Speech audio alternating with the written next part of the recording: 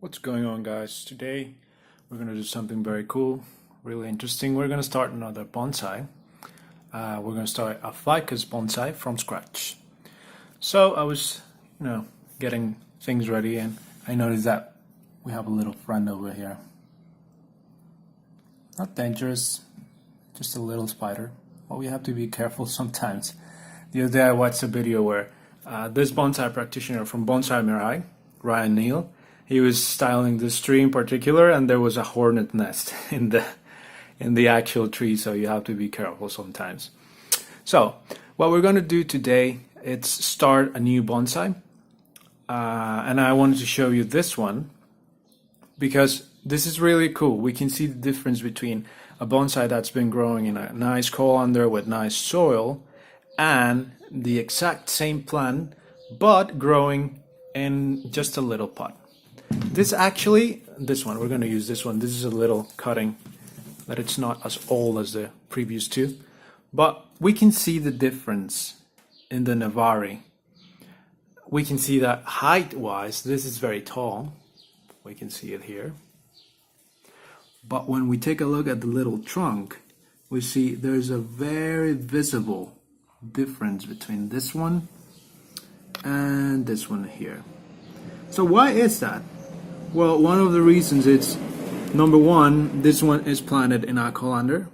We have already discussed the effects of nice fertilizer and a lot of oxygen because of all the holes in the colander, but also because we took the taproot out of this little plant when we first planted it here.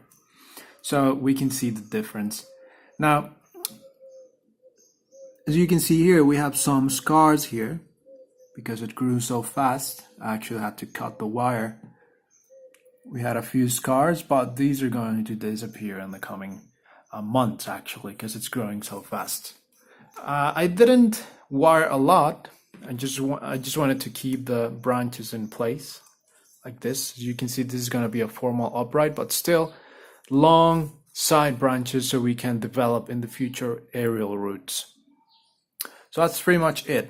We're going to do the same thing with this one. We have the substrate ready. We have our colander ready. And we're going to do something very similar to this. And we're going to see how we can take the taproot when we have, a very, very big taproot whenever we plant our little saplings to be grown as bonsais. So let's go ahead and do that. What I'm going to do is take this out of its little pot. You can see that it's, we're going to see that it's growing in zeolite with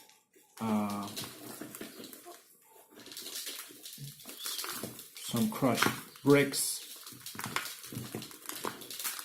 and in just a few moments we'll be able to see the huge taproot. So this is the little cutting. You can see right here, and we can see that it's growing, the roots are growing horizontally. That's kind of cool. And we can see for the main one, we can see what I was telling you about the taproot. Look at this. Taproot growing all the way over here, circling the pot. This is the main reason why saplings don't develop, a nice thickness when they're planted in little pots. The taproot wants to secure the tree in position, just because in nature, this little guy will have a very hard time trying to stick to the ground and not be blown away by the winds or water or whatever. So it's trying to go as deep as possible. And in a pot, well, it just circles around and around, and this is what we get. A pencil, a little pencil with a huge taproot. Luckily, or fortunately, we can see that we have side roots here.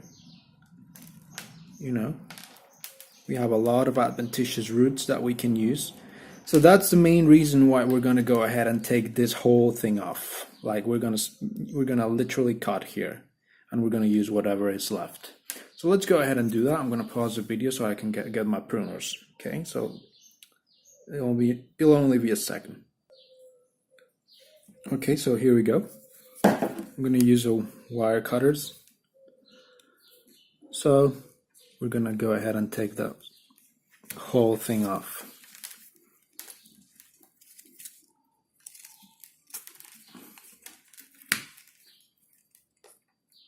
You might think that we will end up with very few roots, but look, we got pretty decent nevari after we removed it completely.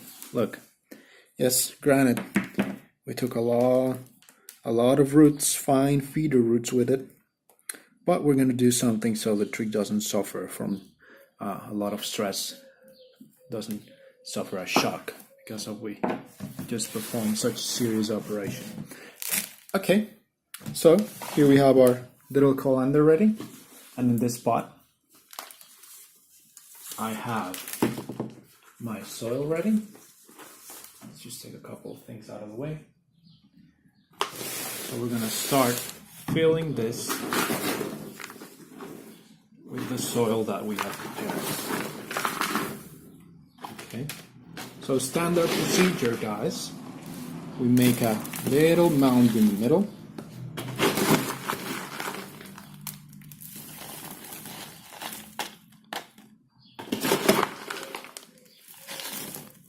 And for this, I'm going to show you. As you can see right here, I'm using clay bricks, worms castings, and a little bit of mushroom soil. I'm going to explain why I use mushroom soil in just a couple of minutes. But meanwhile, we can see what we have right here. A little mound in the middle. And then we placed our little ficus over there. Now, something that we have to do in order for the plant not to be awfully stressed after we transplant, whenever we deal with broadleaf trees or deciduous trees, is we have to take some of the foliage off so the plant doesn't have a lot of foliage but very little roots to, feed it. So what we're gonna go ahead and do is cut all of this excess growth. Well, it's not excess growth, but this new growth here. Now, one thing that I like to do is wait for the leaves to be mature so we don't waste energy that the plant is putting into putting out all of that new foliage. So this is that stage where we can go ahead and do that. So we're gonna cut. Let's see if I can position the plant and the camera. We can see that there is a branch right here that would give nice movement to the tree. So we're gonna go ahead and take a cut over there. Okay, so here we go. Same wire cutter, very useful. Okay, here we go. So don't worry if this looks as a waste, like a waste. It probably would be if we couldn't take cuttings from this, but we can. Like I said before, Ficus is one of those species that it's like a 100% success rate when it comes to cuttings. So the last thing that we do is we take our soil and we just fill the rest with a colander. That's it. Keep doing that.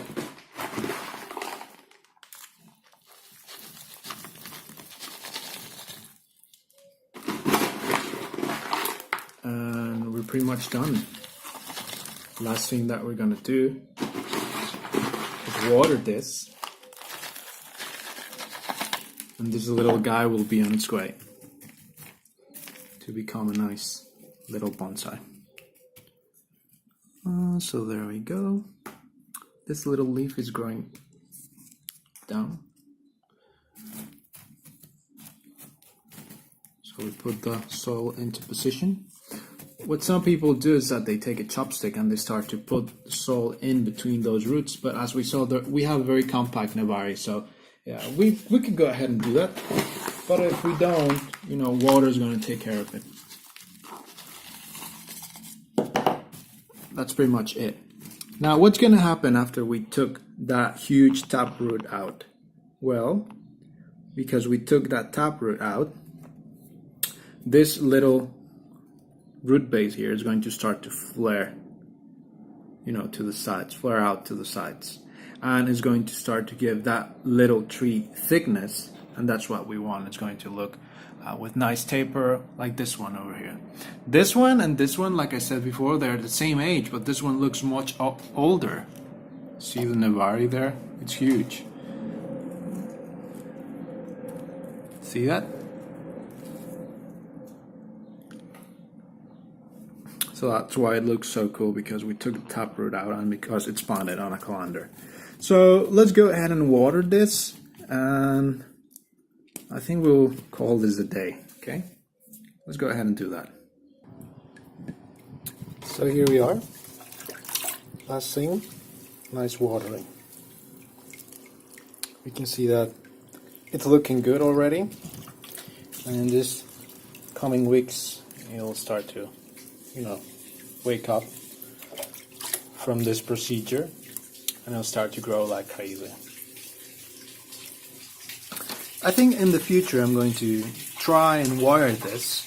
Now, if you wanted to wire, it'd be much more easy. It'd be easier if you did it when it was thinner. Now it's a little bit thick. You could very well wire this into position or into whatever style you want. But I think I'm going to leave this just so it looks more natural, in the same way I left the other one. Big side branches growing horizontally, so we can have a little banyan style tree, and I think it's going to look very cool. So that's it. Now the next thing that we need to do is, once it starts to show new growth, then we can start fertilizing. We've already talked about fertilizing in a couple of past videos, but when I show you the update, then I can show you how I fertilize and what kind of fertilizer I use. So I remember I told you I was going to show you why I used a little bit of mushroom soil in this one, and I'm going to show you why right now. Because of these little fellas right here. These are fig trees cuttings, and we can see that they're doing very well when they're not being eaten by plants. Sorry, by birds. They're not being eaten by birds. So the soil that they're growing in, it's mushroom soil. Now that soil tends to be a bit alkaline, or very alkaline sometimes, and some plants don't like that. But fig trees do. So what does it have to do with our little ficus tree? Well, these are ficus too. This is Ficus carica, whereas the little ficus that we work on was a Ficus Microcarpa. So they can take that alkaline soil very well. These are very easy to root. Maybe in the future I'll show you how I do that. And you see that I planted this in little nursery bags with mushroom soil. We can see an orchid here, a little bit of Oxalis triangularis over there, another orchid over there, and this little fella growing healthily. One last thing, I'm going to show you an update on our previous Ficus over rock mini bonsai. Let's take a look. And here it is. We can see that it's growing like crazy after the first cut that we did last time. I think we were talking about it was a fertilizing video where we last talked about this little guy. So yeah, we can see that it's growing and growing. So today what we're going to do is go ahead and remove. Let me just get my scissors. Go ahead and remove the little wire nuts that we had placed this with last time. And we can see that it's grown over them. This might be a problem, but not really.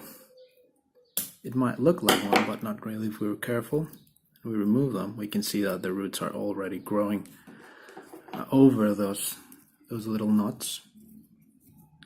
And it'll be absolutely no problem for the little plant. There we go. See? Super easy. The little plant, it's in position by itself now. Oh, this one's kind of long. And yeah, looking good already. Look, it's in position by itself. So now we can think about a couple of styling decisions. What we want is, well, what I want is a branch to this side, maybe this one over here to be a back branch, and of course the new apex right here. So what I want to do is start to, make some cuts so I can advance that, so I can encourage that. So what I have here, it's 1, 2, 3 branches that are coming out of this point right here. So we don't want that, because in the future this will swell up and it won't look good. So if we can leave just one and vigorize the one that's growing more, that'll be cool. There we go. Same thing with the other one, with the back branch. We have 2 going from the same spot. 2 or 3 actually. Yeah, 3 over here. So there we go. That's it.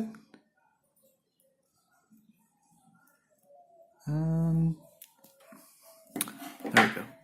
So those cuts, 2 things. We can see that it's, the latex that's coming out, the sap that is coming out, it's white.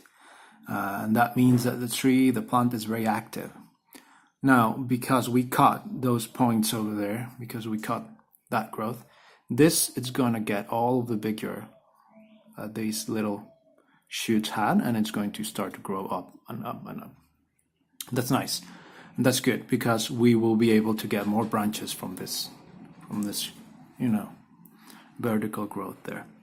That's pretty much it. If we take a 360 turn, we can see that the roots are grasping. Look, it looks like a little guy that's, it's got its legs wrapped around the rock. You can see that it's developing nicely, right? Okay, so I think we'll call this a day. I hope you liked this video. Like always, if you have any questions, comments, anything, please drop them down below. Maybe you'd like to subscribe so we can connect with more bonsai practitioners around the world. Okay, so I hope you liked this video, and I'll see you in the next one. Bye.